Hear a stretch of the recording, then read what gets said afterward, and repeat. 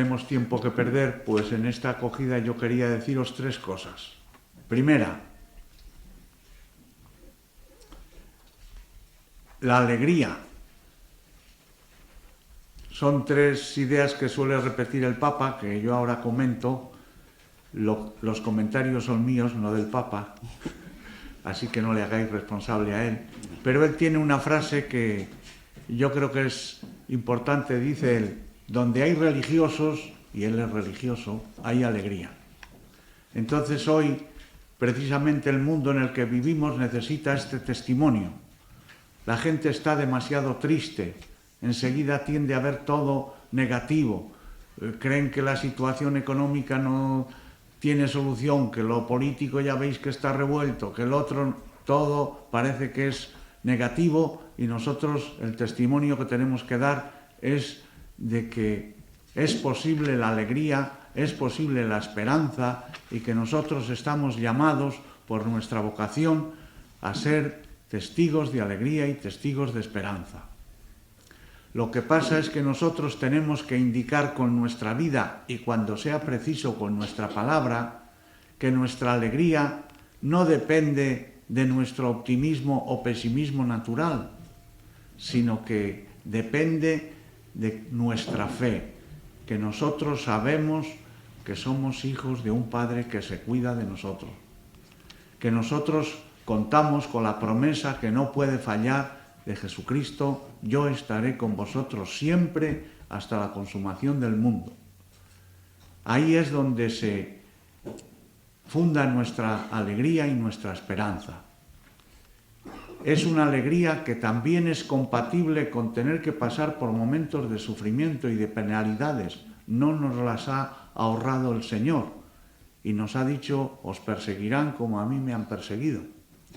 Pero aun en medio de las persecuciones, y San Pablo es un buen ejemplo, cuya fiesta de la conversión celebramos hoy, es un buen ejemplo de cómo, a pesar de todas las dificultades habidas y por haber, él se mantenía en la alegría y daba gracias y manifestaba, invitaba a la alegría desde la cárcel, que no es precisamente la mejor situación para invitar a la alegría, pues él lo hacía. Por ahí van un poco nuestros caminos, que cada persona que aterrice por un monasterio, por un convento de clausura, salga con esta impresión: qué alegría había en estas comunidades, en estas consagradas. ¿Por qué será? Que vayan un poco con este interrogante y con esta impresión.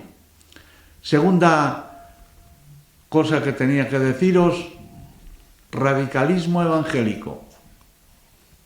Tenemos que vivir el Evangelio, pero vosotras, las contemplativas, estáis de un modo especial llamadas a vivirle, como decía San Francisco, sin neglosa, sin componendas, sin andar con medias tintas, sin mediocridades. Uno de los problemas que tenemos hoy en la Iglesia en general, y no solo en la vida consagrada, es este, que es el de la mediocridad. No somos malos, tampoco somos buenos, o sea, un intermedio con el que no se va a ningún sitio. Se desfigura el Evangelio y el testimonio nuestro no tiene fuerza. Radicalismo evangélico, ya sabéis que el radicalismo viene de raíz y de ir a las raíces. No es ser radical en el sentido de ser tremendo, inflexible. No, es otra cosa que es mucho más importante. Es que no podemos vivir de superficie, sino que tenemos que ir a la raíz del Evangelio, a vivir los votos con decisión y con ánimo y con alegría. Tercera palabra: vida fraterna en Cristo. Hoy día, no sé si os habréis dado cuenta, pero por si acaso ya os lo digo yo, son un testimonio y un ejemplo de no temenés el que las comunidades vuestras haya tanta gente con diversas edades, con diversas mentalidades, con diversas nacionalidades, con diversos colores, y seáis capaces de vivir la fraternidad desde el Evangelio. Hoy, cuando ya veis que somos incapaces de vivir los de Cantabria con los de Andalucía, los catalanes con los... Vosotras sois un testimonio palpable de que desde Cristo y desde la fe, desde la caridad cristiana, se puede convivir gente con unas diferencias que desde otros puntos de vista son radicales y no deberían ni siquiera intentarse la vida comunitaria. La vida comunitaria, recordáis también que el Papa hace hincapié en esto, no solo para los consagrados, para todos, pero especialmente para los consagrados, no solo de vida contemplativa, también de vida activa. Que tengamos mucho cuidado con la lengua, que la lengua puede destruir mucho y puede crear un ambiente negativo en la comunidad. Primera cosa, ¿quién te ha dado a ti vela en el entierro de tener que hablar mal de nadie mientras no te pregunten y tengas obligación de informar? Calla lo negativo, que no te pasa nada, hombre. No vas a explotar porque calles algo negativo de tu hermano o de tu hermana. Segundo, cuando vayas a decir algo negativo, procura que sea objetivo, no una invención tuya o una exageración tuya. Y luego, es que se crea muy mal ambiente. Si estamos todos rivalizando para ser lo que tenemos que ser, que es una bendición para nuestros hermanos. Bene dicere, hablar bien. Tienen tantas cualidades, tantos aspectos positivos, que en la vida de comunidad tenía que ser un encanto porque todos estamos intentando poner sobre el tapete las cualidades de nuestros hermanos y hermanas que las tienen, pero que ellos humildemente a veces las esconden. Y nosotros tenemos que ser gente que las pone encima del tapete para que se vean y para que sean testimonio. Hablar bien, ser constructivos, hablar a solas cuando el hermano lo dice el Evangelio, no lo inventamos nadie, corrección fraterna. Si ves que tu hermano peca, llámale a solas, corrígele, si no, díselo a la comunidad. Sobre todo, insisto, en la parte positiva, que nos tomemos como un quehacer importante el hablar bien de los demás. De toda persona se puede decir con seguridad que tiene mucho más positivo que negativo. Pues vamos a trabajar lo positivo y a darlo a conocer y a tenerlo en cuenta y agradecerlo. ¿Hay dificultades en la vida contemplativa? Las hay, cómo no. Pero tampoco es para estar continuamente dándoles vueltas que nos atormentamos y sufrimos sin tener demasiado motivo. Es que somos pocas y es que somos mayores. Bueno, ¿y quién te ha dicho a ti que eso tenga que ser como para estar llorando todo el santo día? Estate alegre porque el Señor te tiene de su mano y Él sabrá lo que quiere hacer y lo que quiere lograr. Y a lo mejor pues es una purificación para nosotros que creíamos, que teníamos, que podíamos, que pues a lo mejor hay que pasar por esto que es reconocer que somos débiles ante el Señor, que es Él el que tiene que llevar la voz cantante y que nosotros no tenemos que preocuparnos demasiado. Preocuparnos sí, pero no demasiado. Luego aprovechar también todas las oportunidades para la pastoral vocacional. No estén pensando en que los religiosos o los curas les van a mandar gente a los conventos. Es muy difícil. Sabéis, como yo, muy bien el ambiente que hay. Y hoy día o empezamos antes y entonces a lo mejor a los 12, 14 años ya es momento de empezar a acompañar una posible vocación, o de lo contrario llegamos tarde y ya se han metido en unos ambientes, en unas vidas, que eso no tiene ya manera de encauzarse fácilmente para nada menos que una vida consagrada contemplativa. Hay que pedir vocaciones, pero también hay que plantear. Y hay que decirle a la gente cuando le vemos que tienen posibilidades y cualidades, oye, ¿te has parado alguna vez a pensar que el Señor te puede llamar? ¿Estás dispuesta, si el Señor te llama, a decir que sí? ¿Necesitas un poco de acompañamiento? Por ahora, colorín colorado, este cuento se ha acabado.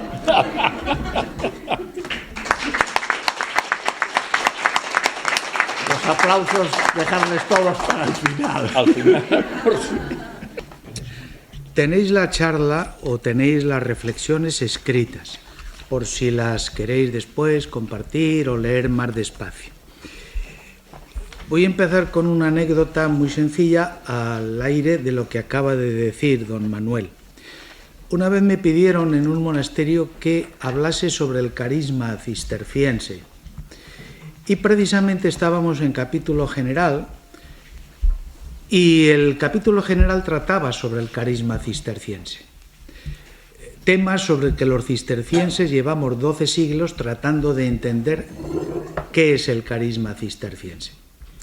Y entonces se me ocurrió una idea que acaba de ser expuesta y es la siguiente.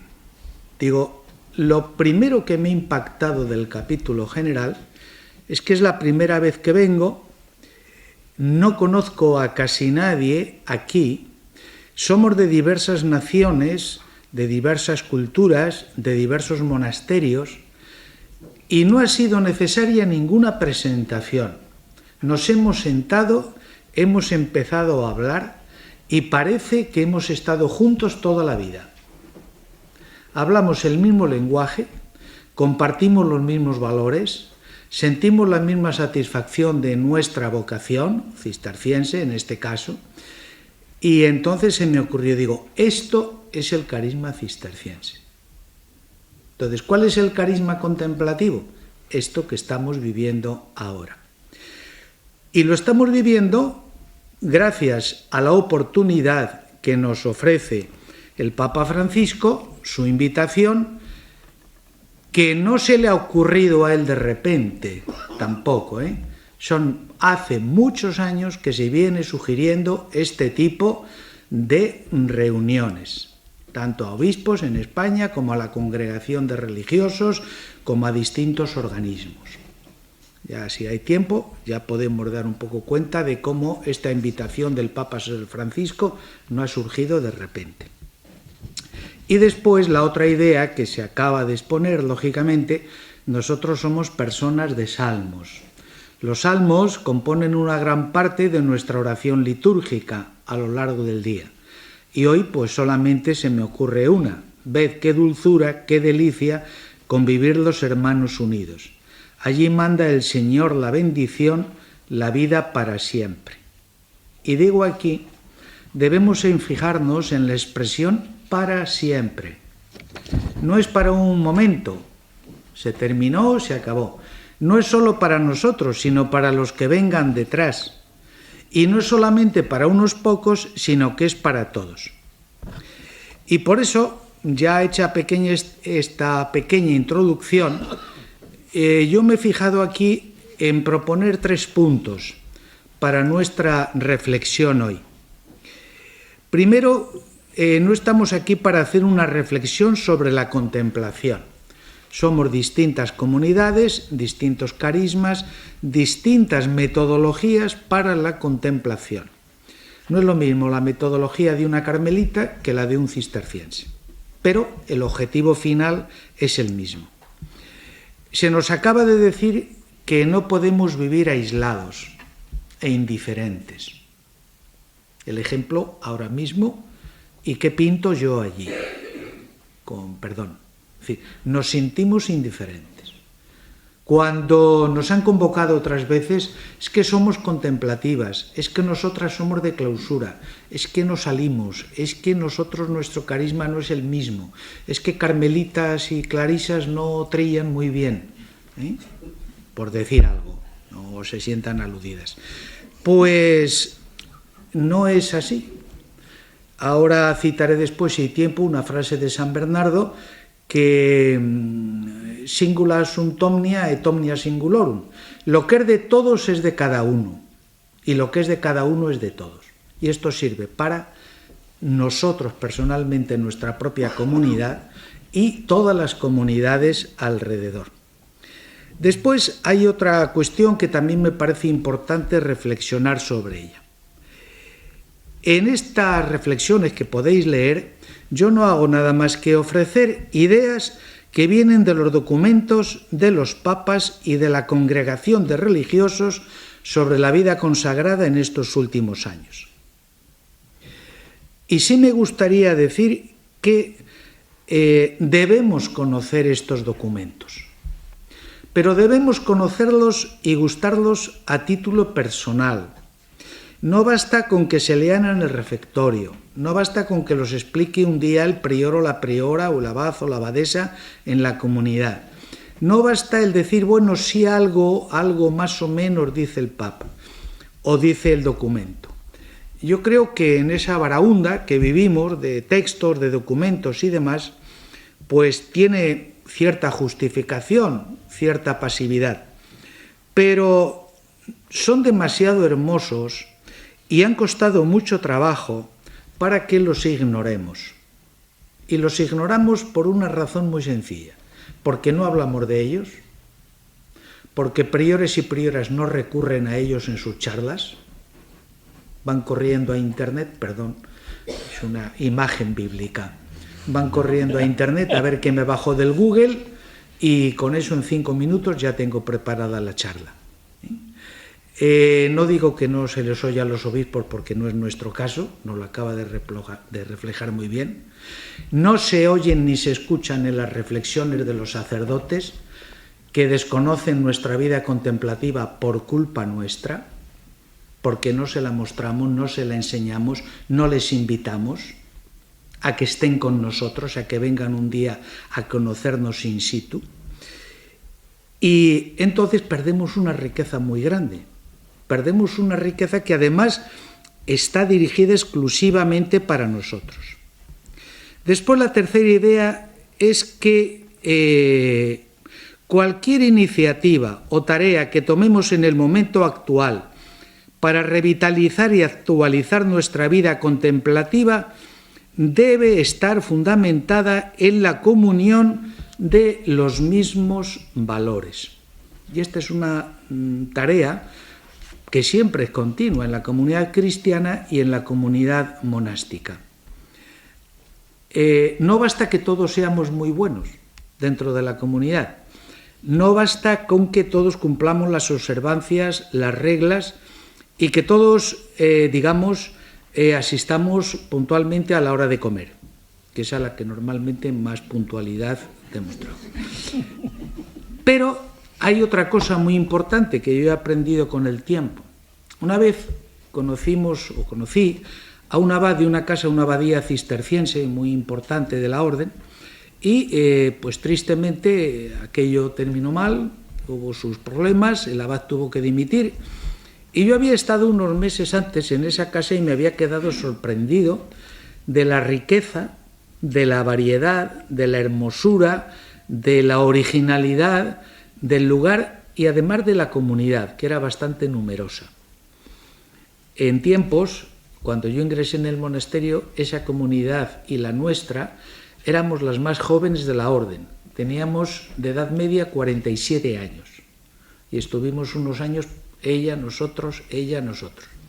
Bueno, pues años después yo fui a esa comunidad y me quedé sorprendido y yo pensaba, pues, qué bonito todo esto para mi comunidad. Tenían 3 escolas, un día en gregoriano, el otro día en música moderna, con guitarras, batería y demás, y el otro día pues con cítaras y arpas y no sé qué. Y bueno, pues cuando llegamos al capítulo general, pues me dijo un monje americano que le pregunté, ¿cómo es posible que esto se haya venido abajo? Dice, yo creo que la razón es que el padre abad era director espiritual de cada uno de los monjes, y lo hacía muy bien, pero no era el director espiritual de la comunidad. Entonces, ahora ya como segunda parte, cuando uno ya tiene ciertos años de vida religiosa, pues si vas a otra casa, pues observas cosas.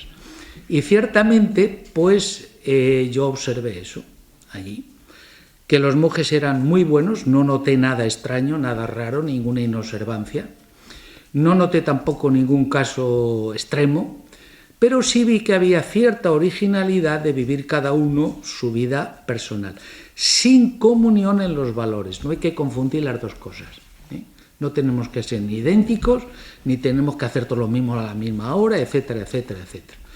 Ya sabéis lo que quiero decir. Pero si falta esta comunión en los mismos ideales y en los mismos proyectos, es muy posible que las comunidades se tornen estériles. Después, hechas estas 3 recomendaciones, he puesto 3 puntos, nada más aquí. Unas invitaciones. Fijaros, y solamente pongo una idea muy sencilla, es que en todos los documentos últimos de la congregación y del Papa, se nos dice continuamente, os invito, os invito, os invito, y en esos momentos hay que ponerle mucha atención a lo que el Papa nos invita. Yo he puesto aquí algunas cosas que no las voy a leer todas, sino sencillamente para que os sirvan ya más tranquilamente de reflexión.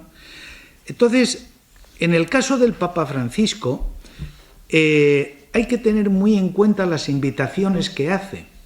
Esto no es por originalidad del Papa Francisco, ni porque sea un fenómeno. El Papa Francisco posiblemente en sus documentos de vida religiosa desciende a detalles que antes no se había descendido. En un Benedicto XVI, que tiene un magisterio extraordinario, poco conocido, unos documentos preciosos sobre la vida religiosa, poco conocidos, el Papa Benedicto XVI era incapaz de descender a estos detalles familiares del Papa Francisco, porque el uno es un profesor de teología alemán y el otro es un cura de Buenos Aires. Así de sencillo, ¿eh? Pero el Papa Francisco nos dice cosas que se conoce o se ve, que conoce bien nuestra vida comunitaria, como nos acaba de decir don Manuel, muy bien. Ojo con la lengua, ojo con esto, ojo con lo otro, ojo con los chismes, estáis desanimados, mirad lo que hacéis, etcétera, etcétera, etcétera.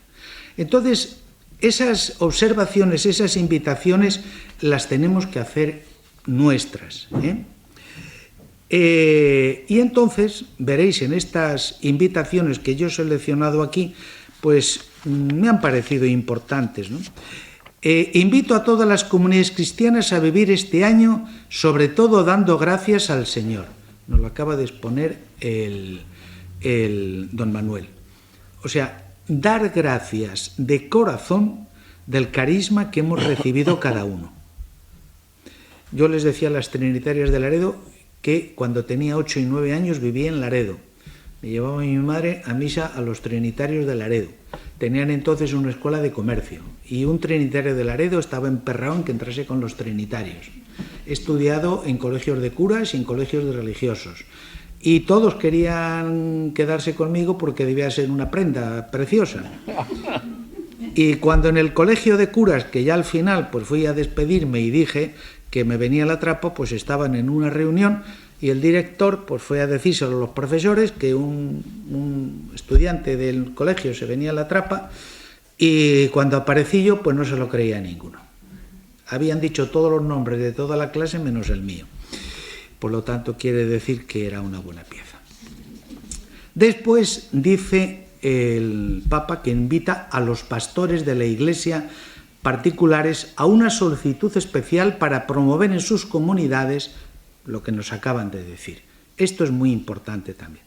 Después dice, el Papa Francisco nos invita con solicitud a volver nuestra vida hacia Jesús, pero también a dejarnos mirar por Él, para redescubrir cada día que somos depositarios de un bien que humaniza, que ayuda a conducir una vida. Y finalmente, una invitación que abre un horizonte nunca alcanzado y nunca completamente experimentado. Nuestra relación con el secreto de Dios viviente. El primado de la vida es el espíritu. Hace unos días hemos terminado los ejercicios espirituales y nos hablaban del espíritu, con sus 3 características en la escritura de Paracletos, ¿eh? El defensor, el consolador y el que da testimonio. Pues eso teníamos que ser cada uno en nuestras comunidades. Y después viene ya otra pequeña reflexión que se llama las recomendaciones. Aparte de las invitaciones, ahora el Papa y la congregación de religiosos nos hacen unas recomendaciones. Yo he puesto aquí 6 recomendaciones, pero he subrayado, para que reflexionéis un poco, unas frases en negrita, porque creo que son importantes hoy. Se han dicho siempre, se han hablado siempre, pero se repiten de un modo constante en todos estos documentos. Primero, de un nuevo modo. No hay nada nuevo bajo el sol. Las cosas suceden siempre igual, pero sí hay nuevos modos de ser hoy en la vida consagrada y de ser en el mundo y de ser en la vida cristiana que exigen que abramos nuestro corazón. Después encuentro aquí otra frase en negrito que es un encuentro personal. Encuentros personales, como nos acaban de decir también, que no es solamente la contemplación, el estar, el hablar, sino un encuentro personal con todos en la fe y en una relación de amistad. Está también ahí subrayado, amistad. En la ventana del fondo, a la izquierda, a la derecha mía, tenéis 3 libros. Uno sobre los mártires de Viacelli, otro que es el Tratado de la Amistad del Redo de Rieval, que es un abad cisterciense del siglo XII, y después tenéis otro sobre la contemplación de Guillermo de Saint-Thierry. Como no sé quiénes sois de cada comunidad, después os acercáis y cogéis uno por comunidad. Si necesitáis más, pues me lo decís. Pero de dar uno a cada una, pues habrá algunas que ya lo tengan porque los hemos distribuido otras veces, etc. Entonces allí en la ventana están. A las carmelitas les recuerdo la gran importancia que da Santa Teresa a la amistad. Hace poco he dado una conferencia sobre Thomas Merton y Santa Teresa. Si tenéis curiosidad, id al diccionario, ya está todo dicho, no creéis que se le ocurren a uno las cosas, al diccionario de Santa Teresa de Decisiones Monte Carmelo y buscad la voz amistad. Veréis qué artículo, qué preciosidad y sobre todo lo que supuso en la vida de Santa Teresa la amistad. Hace poco ha salido un libro de Juan Manuel de Prada sobre la princesa de Éboli y Santa Teresa. Yo lo he leído, es un libro bueno, pero hay una cosa que Juan Manuel de Prada, por ser muy buen escritor, no puede llegar porque no es religioso. Que hablando de las relaciones con la princesa de Éboli y Santa Teresa, hay una cosa muy importante, y es que la princesa de Éboli le dio tal tabarra a Santa Teresa, porque la quiso instrumentalizar, se puso tan terca y tan histérica que Santa Teresa ya llegó un momento en que no sabía qué hacer con ella. Y claro, parece ser que terminaron mal. Pero hubo una cosa muy importante, y es que todo el mundo le decía a Santa Teresa que por qué no la mandaba al cuerno de una vez, con lo que le estaba creando. Y yo estoy convencido de que por lo que refleja Santa Teresa, incluso en esa situación que fue la relación más difícil que tuvo Santa Teresa en su vida, Santa Teresa fue fiel a la amistad con la princesa de Éboli, porque quería salvar esa alma que estaba atormentada. Santa Teresa fue fiel a los principios de la amistad, que era la amistad en Dios.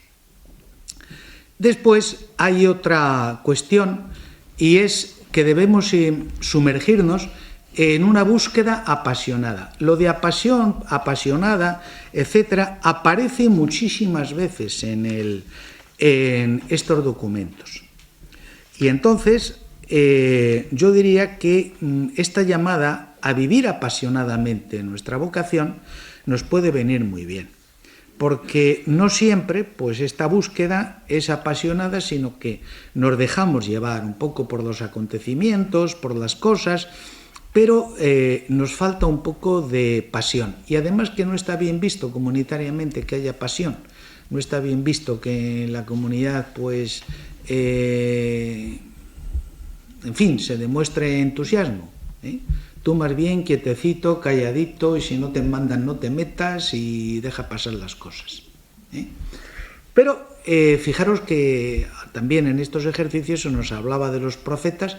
No, pues en las comunidades tiene que haber de todo. Entre los profetas solo hay uno echado para adelante, que es Isaías, En cuanto el Señor habla y dice, aquí estoy, mándame. Es el único caso. Todos los demás, incluso la Virgen María, cuando llega el ángel ponen pegas. Porque además es el esquema bíblico vocacional. El esquema bíblico vocacional es anuncio, pegas, solución, y entonces ya se lanzan. Pero ni siquiera la Virgen María fue como Isaías.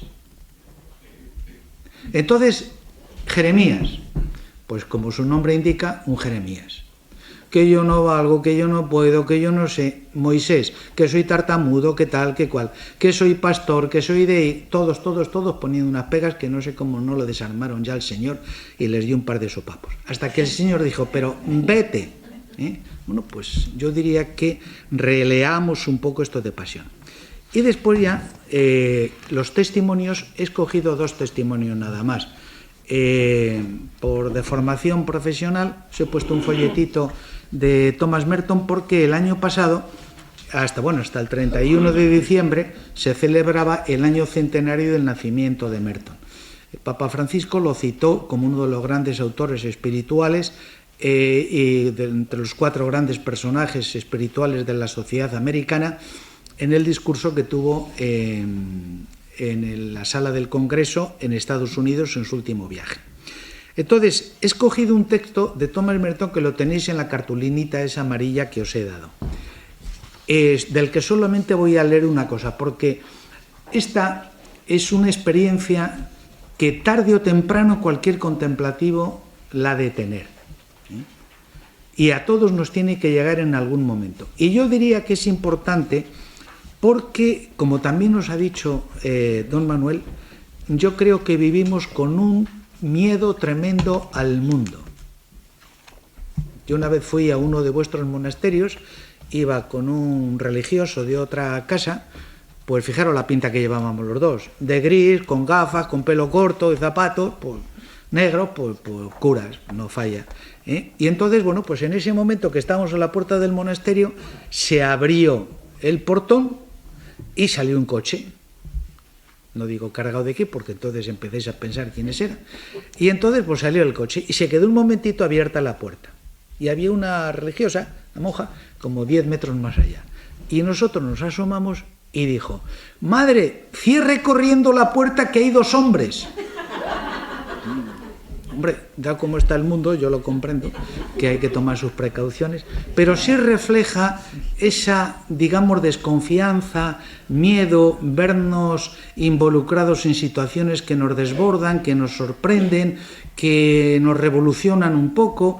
Bueno, pues fijaros lo que dice Merton, que le pasó como a nosotros, cuando sales al médico, cuando vas a Valdecilla, cuando vas al autobús. Recuerdo una vez, no sé si están aquí, que viniendo en el autobús de Torlavega coincidíamos entonces con los estudiantes que venían del Politécnico de Torlavega y ese viaje era fantástico para hacer una inmersión en el mundo juvenil. Y venía yo de paisano y venían 2 carmelitas de Ruilova sentadas delante, rodeadas de todo ese mundo de estudiantes con ese vocabulario tan florido que tienen. Y esas monjas eran jovencitas entonces. Y estaban 2 chicas hablando con otro chico y le dijo, mira, 2 monjas. Y dice uno al otro, dice, sí, son unas crías.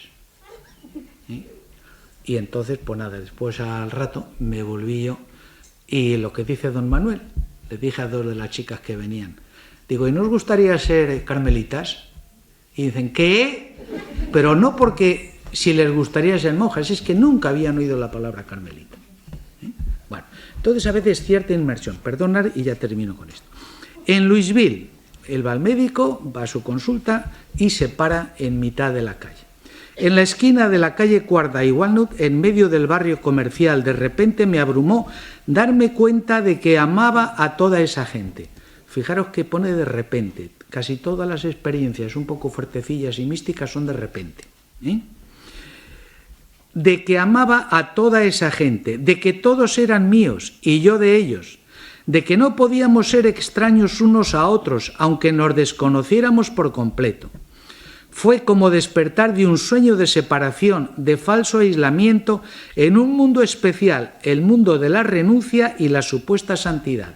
el de su monasterio. Ya escribía, ya era un autor, ya meditaba y tal, pero de repente, al bajarse del autobús en la calle, pues se encontró con esto. Entonces fue como si de repente viera la secreta belleza de sus corazones, las profundidades de sus corazones donde no puede llegar ni el pecado, ni el deseo, etcétera, etcétera, etcétera. Y termina diciendo, la puerta del cielo está en todas partes. Podéis leer un poquito más sobre este testimonio y después, lógicamente, el testimonio obligado, que no queremos abundar mucho en ello, ya el último párrafo, que es el de los mártires. De los mártires de Via Celi y de Fonsalutis, que es, digamos, la gracia que nos ha sorprendido y se ha venido sobre nosotros el año pasado. Y yo digo aquí, por encima de todo debemos contemplar la cercana presencia de los mártires. No se trata de la presencia de un recuerdo conmemorativo, sino de una presencia sacramental, tan cercana y efectiva como un abrazo, como un beso cargado de cariño, como un añorado encuentro. Nunca estuvieron lejos, pero nunca estuvieron tan cerca.